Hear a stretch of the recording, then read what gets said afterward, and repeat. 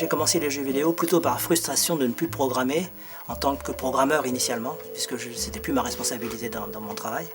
Donc je me suis dit, petits ordinateurs qui sortent, on va peut-être pouvoir faire quelque chose. Mon projet initial, quand j'ai acheté un QL, en fait j'ai acheté un QL en disant, j'avais vu Pole Position sur une borne d'arcade, et je me suis dit, mon projet c'est de faire la même chose sur le QL.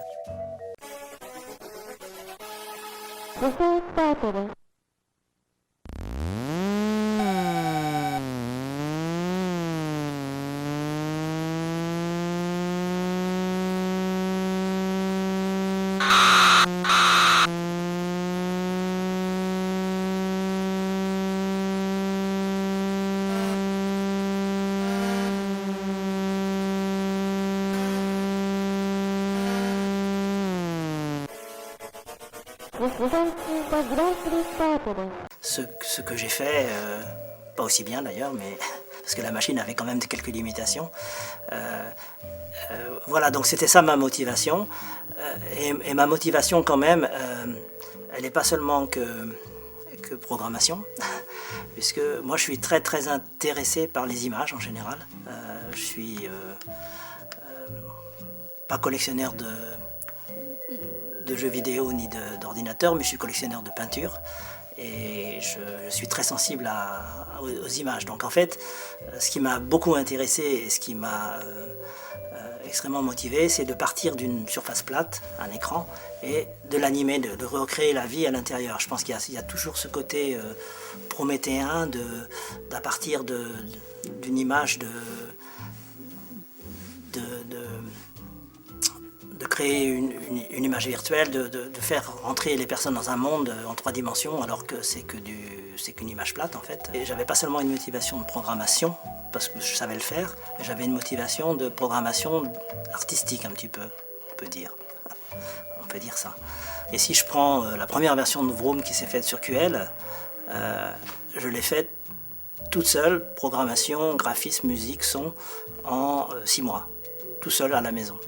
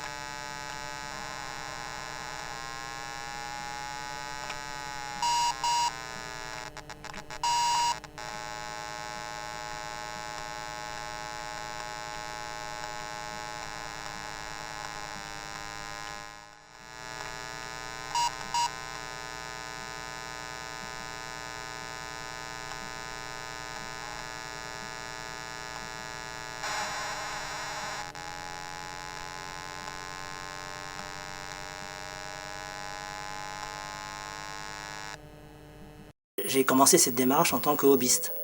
Mon but, c'était pas de faire du jeu vidéo, en fait. Donc j'ai fait Vroom sur QL, ça m'a pris 6 mois. Il a été édité, il a marché comme marchaient les jeux sur QL, c'est-à-dire pas beaucoup.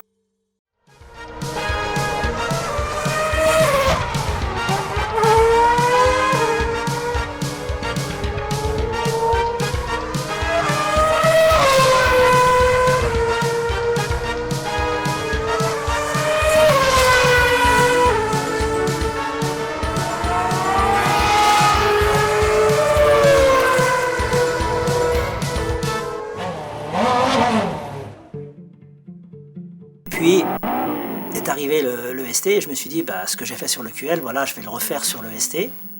Donc j'ai acheté un ST, j'ai commencé à développer Vroom ST et 6 mois après, j'avais un jeu qui tournait et je me suis dit, mais En voyant la qualité des jeux qui sortaient à ce moment-là, Speedball, d'autres jeux qui étaient à un niveau que je n'arrivais pas à atteindre tout seul, je me suis dit il faut vraiment que, si je veux faire quelque chose qui soit au niveau de ce qui sort sur le marché, que je contacte des gens que j'avais rencontrés quand j'avais fait Vroom sur QL, qui étaient les gens de l'Encore, Jean-Luc Langlois et Christian Drouin, à qui j'ai proposé de faire de la coédition en fait, tout en gardant mon métier, en travaillant de façon les week-ends, les petites vacances, de travailler avec eux parce que je voulais atteindre un niveau de graphisme que je ne pouvais pas faire seul, un niveau sonore que je ne pouvais pas faire seul, etc. Donc on a commencé à travailler comme ça fin 87, par là. Et moi travaillant les week-ends, les petites vacances, eux étant très mobilisés sur des jeux comme Mordville Manor et Mopiti Island. Donc Vroom était toujours un projet sur lequel on travaillait, mais qui n'était pas la priorité. Et c'est vraiment lorsqu'ils ont fini Mopiti Island qu'on s'est vraiment consacré à terminer ce jeu. Et c'est pour ça qu'il a mis si longtemps et qu'il est sorti qu'en octobre 91 finalement, après beaucoup d'attentes.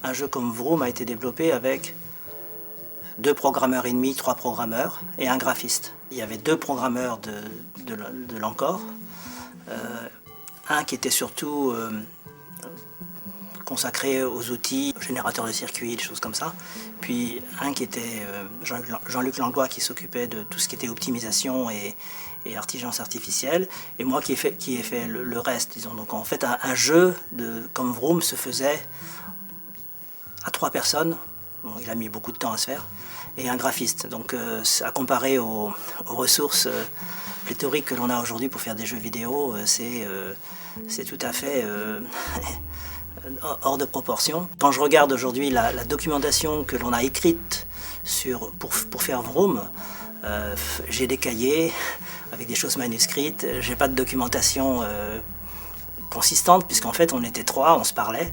Le code, on le possédait par cœur, on n'avait pas besoin de documentation. En plus, on ne travaillait pas ensemble, puisque je ne travaillais pas, c'était pas mon métier. Donc on se rencontrait le week-end, on échangeait, on faisait quelques notes de papier griffonné. En fait, j'ai que des notes de papier griffonné sur Vroom pour dire ce qui reste. Quand je regarde la documentation de conception, il n'y a pas de documentation de conception, il y a juste des échanges entre personnes. Où sont les enfants? Ils sont là-haut. C'est l'âge bête. Oh. Ils n'ont goût à rien. La musique, ça fait 2. Et lui, il sait même pas tenir un crayon. Oh. Vous ne connaîtriez pas un bon psychologue? Dites-leur, Atari. En fait, on était un petit peu obsédés par la capacité à faire tenir les jeux dans la mémoire, qui était très très limitée. On avait la même limitation pour faire tenir sur la disquette. On était aussi obsédé par ce qu'on appelait le framerate, c'était le nombre d'images par seconde. Voilà, donc c'était vraiment une programmation assez peu orthodoxe par rapport au canon de la programmation telle qu'on l'apprend dans les écoles. On essayait par exemple sur les disquettes, tout était compressé, donc on avait nos propres mécanismes de compression très simples, mais qui compressaient les données pour faire rentrer l'ensemble le challenge, c'était d'arriver à faire tenir tout sur une seule disquette, parce qu'on trouvait que quand il y a un jeu avec 2 disquettes, c'était déjà pas bien. On travaillait aussi, par rapport à ce qu'on fait aujourd'hui, on n'avait pas de processeur de véhicules flottantes. Donc faire des calculs entièrement en entier, ce sont des calculs... donc par exemple, on ne faisait jamais de division. La division, c'est une instruction bannie, parce qu'elle est très longue, donc on ne l'utilisait pas, donc on ne faisait que des décalages. Décalage en multiplication, décalage en division, donc ça veut dire à chaque fois qu'on travaille sur une variable, on doit avoir la conscience des limites de la valeur qu'elle peut prendre. Sur une machine comme le ST, une machine pseudo-adressage 32 bits, mais adressage 16 bits, en fait on avait 2 puissance 32, 2 milliards, on avait, je pense que c'était 2 milliards, ouais, une valeur entière ne pouvait pas prendre plus de 2 milliards. Si elle dépasse 2 milliards, elle repasse à moins 2 milliards d'un seul coup, ce qui peut avoir un effet complètement destructeur dans le jeu. Donc à chaque fois qu'on manie une variable, on doit avoir la conscience que cette variable, on sait qu'elle ne pourra jamais dépasser cette valeur. Quand on travaille sur un moteur physique, un petit peu, dans Vroom, il y avait un petit moteur physique où on a des chocs qui créent des variables qui peuvent se changer de façon importante en très peu de temps. Il faut avoir toujours la maîtrise des limites de la variable. Et pour le framerate, le framerate, c'est la capacité à faire 30 images par seconde, et nous, dans le cas de Vroom, on était très attachés à ce qu'on ait un jeu très, très réactif, puisque derrière, c'est la sensation du joueur, la capacité du joueur à maîtriser le jeu qui en dépend. Donc on était d'une vigilance peut-être même un peu trop. On a passé beaucoup de temps à faire ce jeu parce qu'on était très perfectionniste de ce point de vue-là. Et des fonctions d'affichage que j'ai écrites ont été réécrites par Jean-Luc Langlois qui, alors que je pensais que j'avais été au bout de l'optimisation, elles étaient réoptimisées et on trouvait toujours des moyens d'accélérer l'affichage, la vitesse d'affichage. Et ça peut faire une différence. Dans le cas de Vroom, ça a fait une différence très importante puisque ce jeu était réputé pour étant le jeu le plus rapide avec la capacité d'affichage qu'il avait.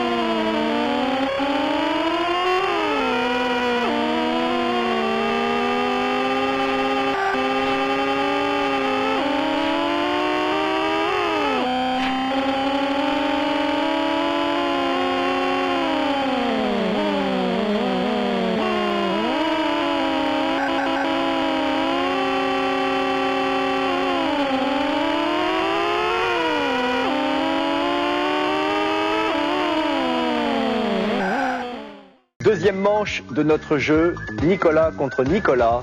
Nicolas t-shirt blanc sera en haut de votre écran, Nicolas t-shirt noir sera en bas. Est-ce que vous êtes prêts? Oui. 3, 2, 1, c'est parti. Le jeu, c'est Vroom sur Atari ST. Et nos deux candidats sont partis. Nicolas t-shirt noir a essayé là de démarrer, de doubler Nicolas t-shirt blanc, sans y arriver cependant, mais ils sont très concentrés. J'ai l'impression que cette course va être... Oh là là, j'ai l'impression qu'il y a un Nicolas qui largue l'autre. J'ai plus de direction. Il n'a plus de direction. Nicolas t-shirt noir n'a plus de direction. Il a heurté trop de pylônes. Sa voiture est maintenant endommagée. Et Nicolas t-shirt blanc est en train de s'assurer une victoire facile. Sauf accident dramatique, Nicolas t-shirt noir est dans les choux. La ligne d'arrivée s'approche. Et c'est Nicolas t-shirt blanc qui remporte la victoire.